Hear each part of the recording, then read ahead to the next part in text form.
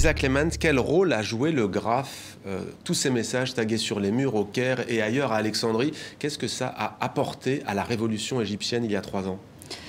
Disons que le graffiti, au tout début, c'était plus des messages écrits sur les murs, plus que vraiment des fresques ou des œuvres d'art. Et ça a vraiment été une volonté pour les artistes. Il y en a eu 2.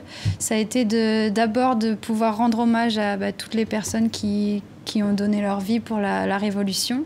Donc de ne pas oublier ces gens-là et vraiment de leur rendre hommage. Et la deuxième, c'était de trouver leurs propres médias pour dire leur vérité et ce qu'ils avaient, ce qu'ils pensaient vraiment du système, comment était dirigé le pays, et donc de pouvoir dire ce qu'eux pensaient et aller contre ce que pouvaient dire les médias. Les Civilium, leur inspiration, d'où vient-elle? C'est le vécu, c'est le quotidien des habitants du Caire, Alors, je ne pourrais peut-être pas faire une réponse très complète parce qu'on a rencontré pas mal de graffeurs et je ne me sens pas en fait de donner des règles générales, mais ce que j'ai cru comprendre, c'est que Internet avait joué un rôle assez important qui a permis de découvrir des graffeurs du monde entier.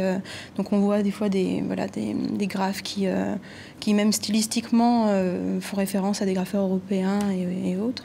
Après, ils ont aussi un style propre. Par exemple, Allah, qu'on avait rencontré, mélange un peu le style de l'ancienne Égypte, les codes vraiment graphiques de l'Égypte antique, et puis donne une touche assez moderne dans le propos. Donc, ce serait difficile de donner un catalogue, mais on a essayé de balader un peu tout ça. Voilà.